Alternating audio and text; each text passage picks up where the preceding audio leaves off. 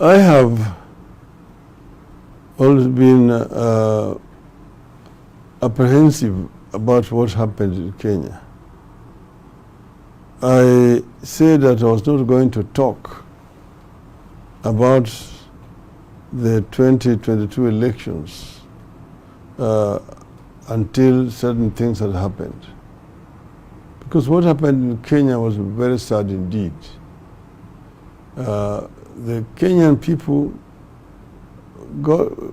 came out in large numbers on the 9th of August to exercise their democratic right of electing their leaders. In my view, that kind of right should be respected by everybody else. Nobody should try to interfere with the right of the people, their sovereign right to elect leadership of their choice. Unfortunately, what happened in Kenya was regrettable, particularly when it came to the presidential elections. There was a lot of manipulation of election results by the agency that had been appointed there to ensure free, fair, and transparent electoral process, the IEBC. We were shocked at how they handled themselves. But let me just say that the electoral process, in as far as the people voting at the polling station, the counting and announcing a result at the polling station, the tallying at the constituency center, and the transmission, they all went very well. There was no interference at those levels, and the results were declared in a very transparent way. The problem became with the transmission and tallying and announcement of the results at the National Tallying Center, which was purely for the presidential votes only. That's where the problem was.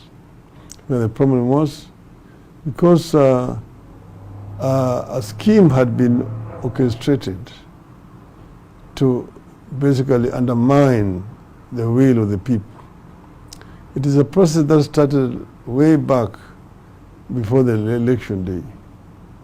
Some people remember that a team of mercenaries was arrested at the airport when their baggage was x-rayed and revealed that they were carrying certain materials, particularly electoral materials,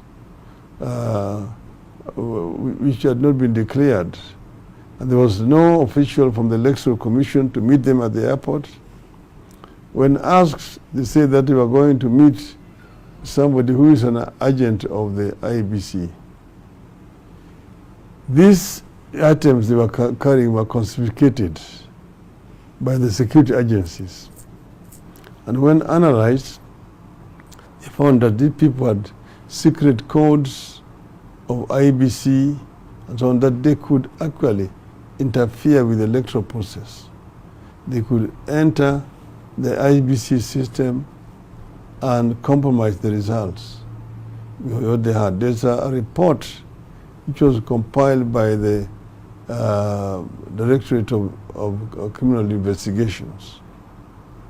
These people were supposed to be charged in a court of law. But when the head of the intelligence convened a meeting, which included the Directorate of Criminal Investigations, the Electoral Commission chairman, the head of internal security, and so on, Mr. CHEPUKATI actually gave a threat that if those people, Mr. CHEPUKATI, the chairman of the IEBC, were not released, then elections would have to be postponed. And these were his agents. What was surprising is that their presence or their coming was not unknown by other members of the Electoral Commission. They were only reporting to the chairman of the Electoral Commission, these mercenaries. And then another investigation was carried out by IBC, which revealed that there were 19 other people who had come in from this same group that was working for this Smartmatic company, a company which had been employed to provide ICT services to the IBC.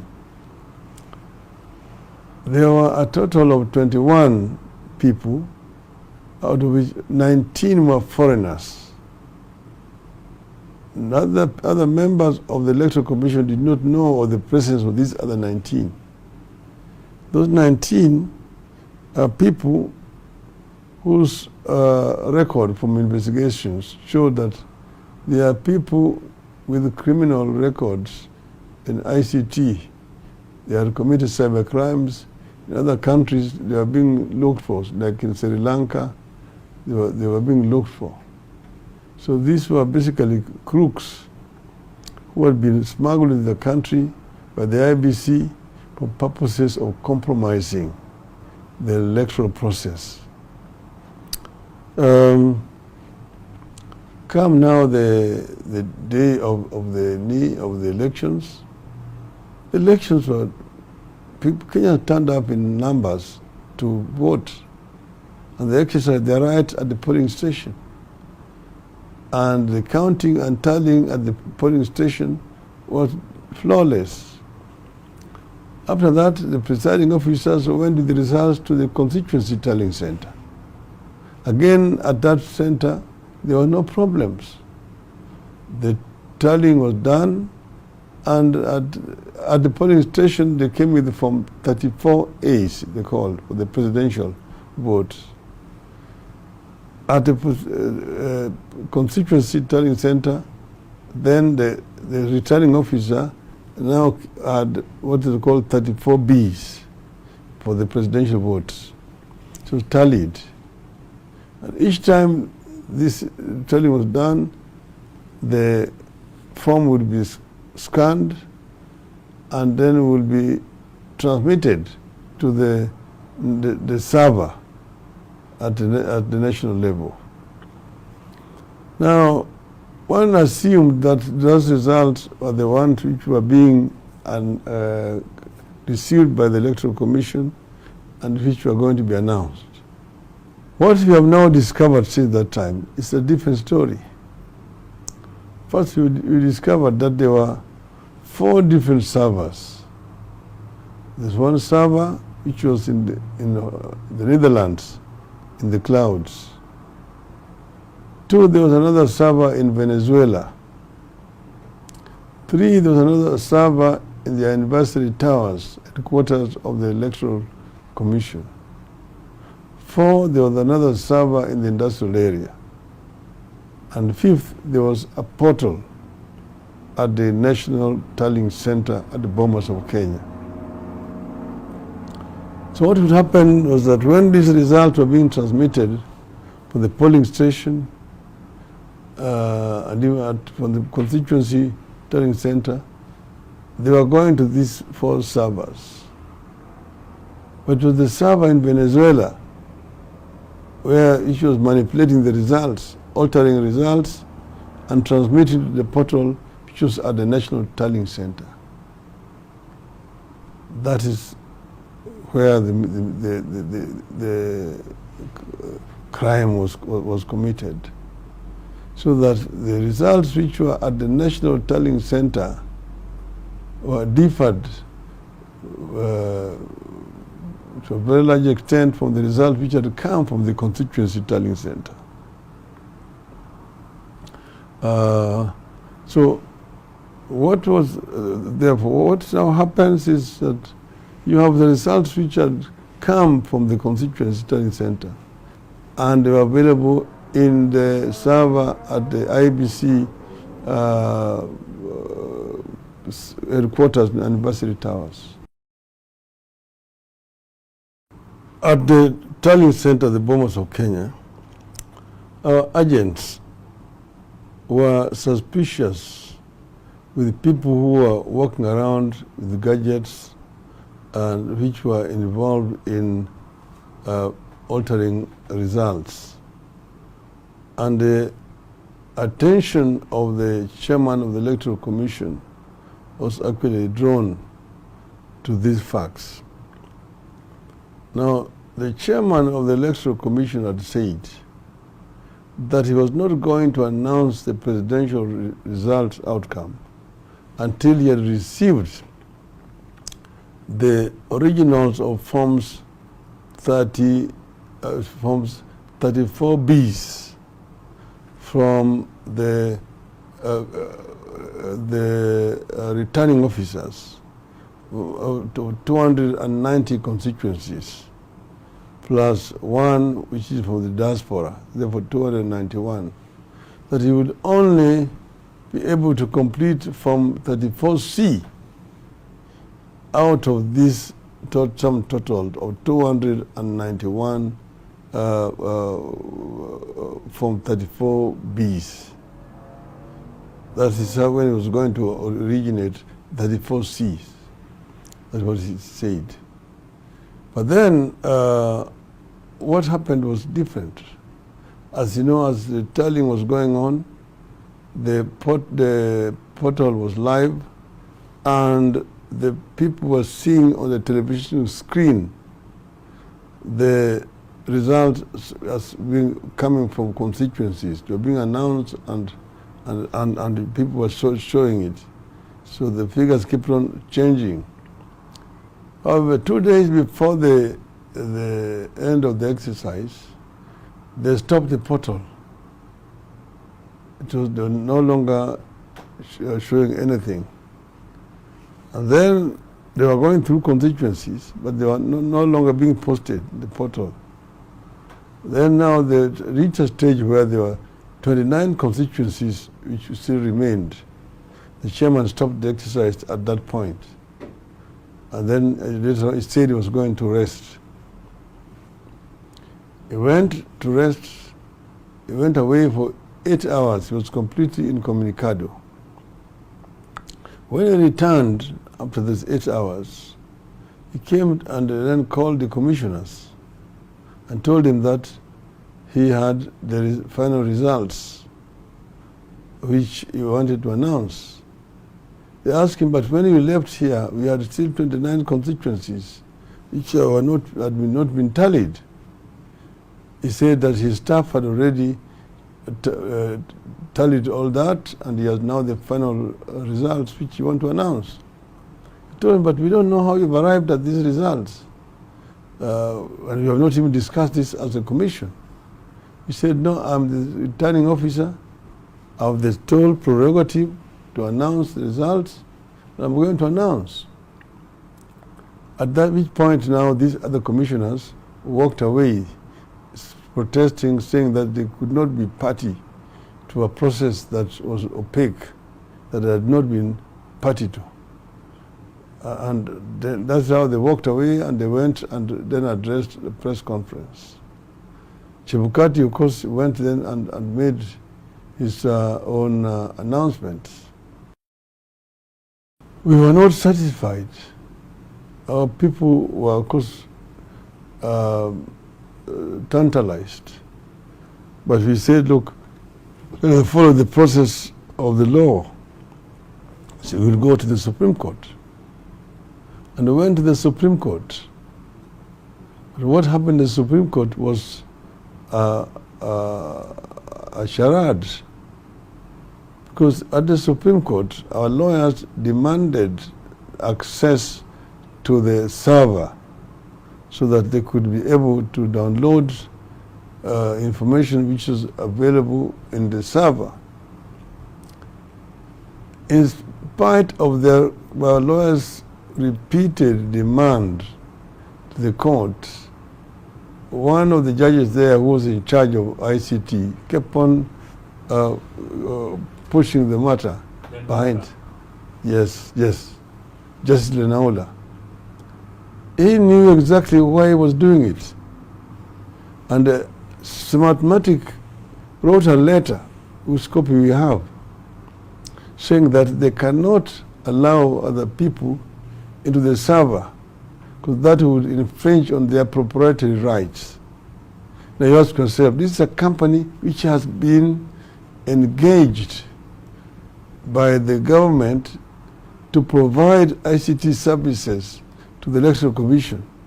And there is now a petition against the results which have been announced by the Electoral Commission being disputed by one of the parties involved. And this party is being denied access to the server where the records are. Now, how can you then be having a genuine case? How can you prosecute an effective case?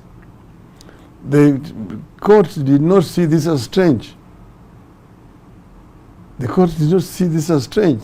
That's why we have our doubts about the impartiality of that bench. Because then after that, of course, we provided sufficient evidence. Our lawyers, for example, gave an example of a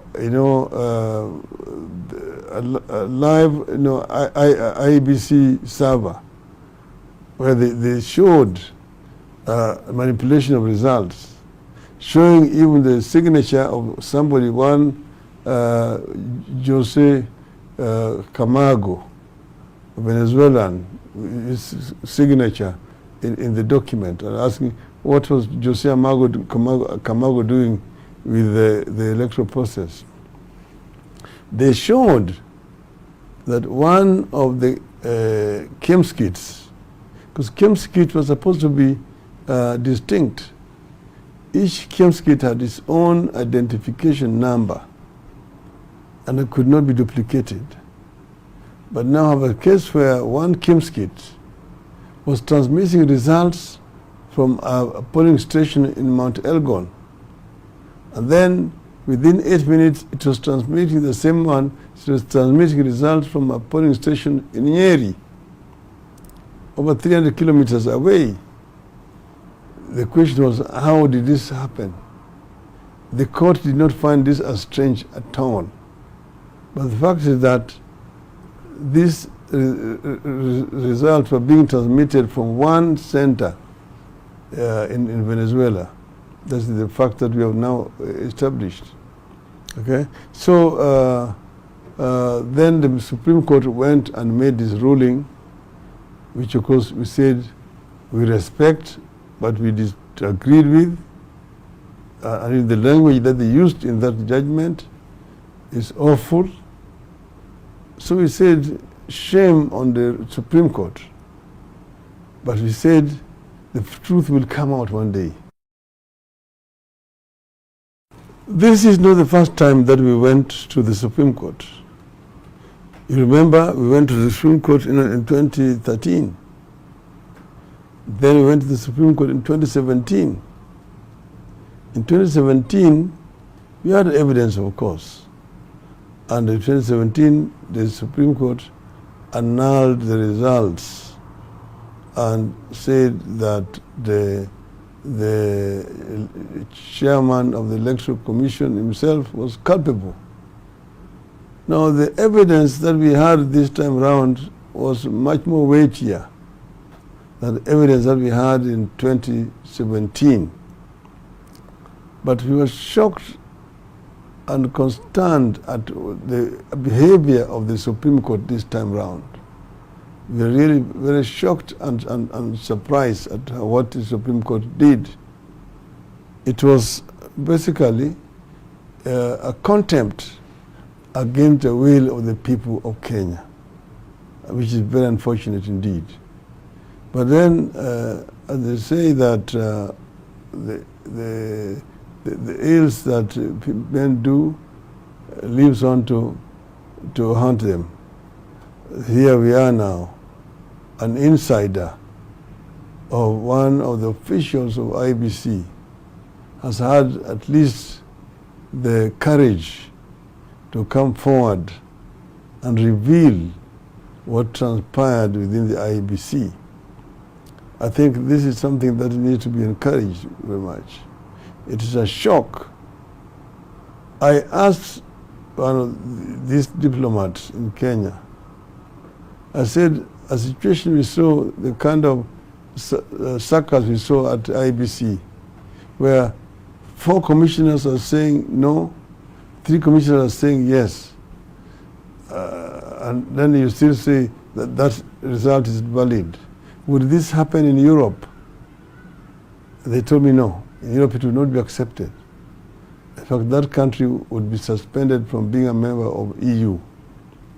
But I said, but in Africa, it is okay. It is not okay in Europe, but in Africa, you can apply different standards. I'm saying as a proud African that Africa should not be judged by different standards.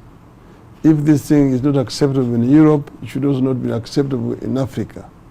And therefore I'm saying that the facts that are there shows that Mr. William Ruto did not win an election.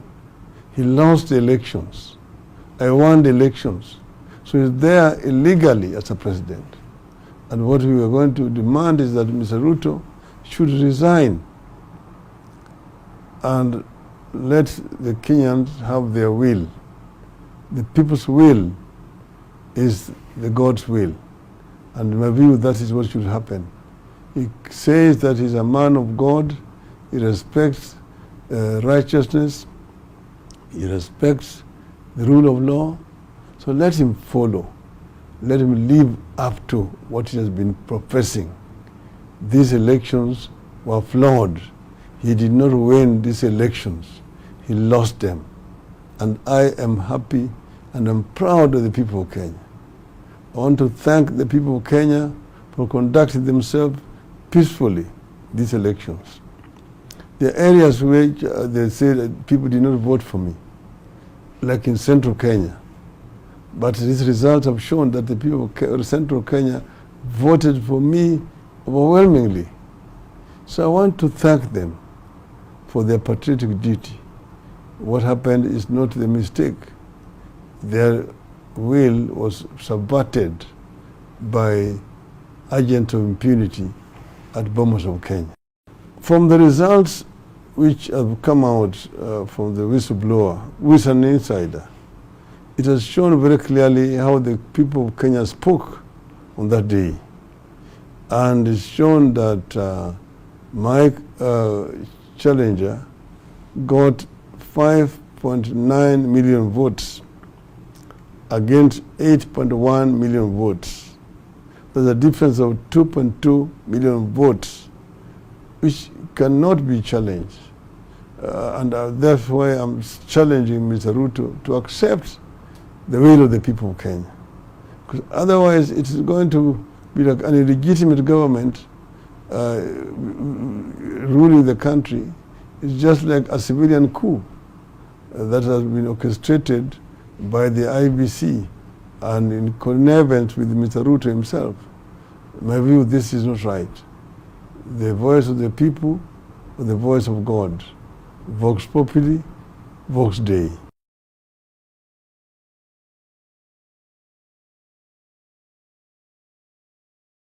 Now I've said that the people of Kenya expressed their will through these elections.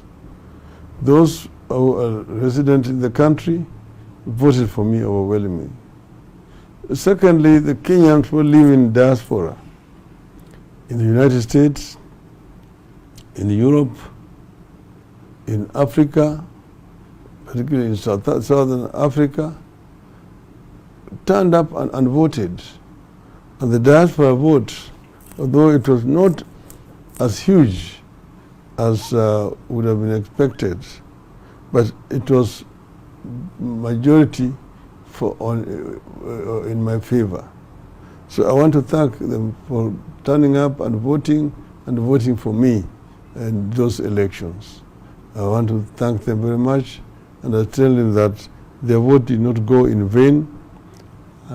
When we form a government, we will definitely work together with them.